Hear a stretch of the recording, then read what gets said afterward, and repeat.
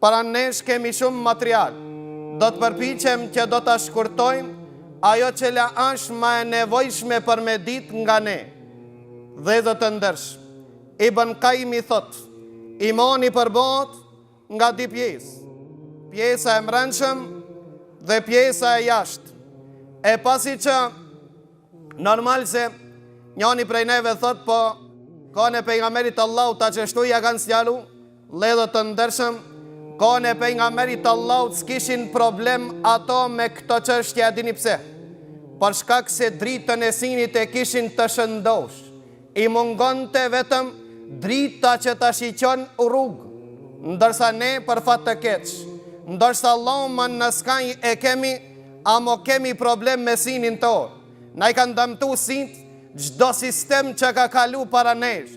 Na i kanë dëmtu bebzën e sinit gjdo sekt që ka kalu dhe ka pretendu se i takon prej muslimanëve. Për këtë arsye, për neve si shtot Ibn Qayyim, për të njoft besimit duhet kohë më gjatë. Nga se, sinit i kemi të verbëruar, gjithashtë nuk kemi në gjendje ta shohmi rrugën, edhe pse ndoshta drita është prezent.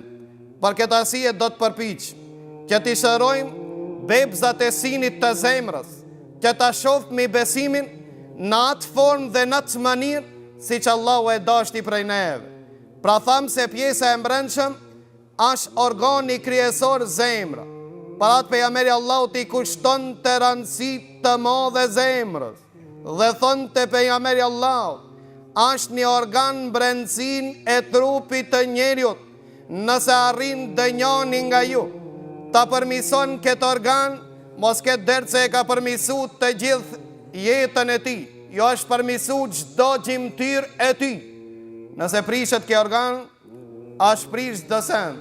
Pra ledhë të ndërshëm, për këtë arsye prej këtu, kjo është ibadeti final, që ja fillon prej ka zemrës. Për atë Allahu jo rasisht e zgjodhi zemrën në vendi ku poshon imanin ata. Dhe Allahu thot në Kurani Kerim, Allahu është ai i cili ja dashuroi dhe ja zbukuroi imanin në zemrat tuaj.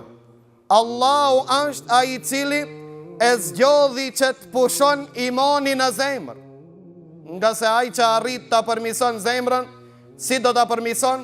Si të ngrit që të ban ibadet zemra, cilët janë llojet e ibadetit të zemrës, do të shohim inshallah në pikat e shkurtë të sot dhe në dersat e ardhshëm inshallah.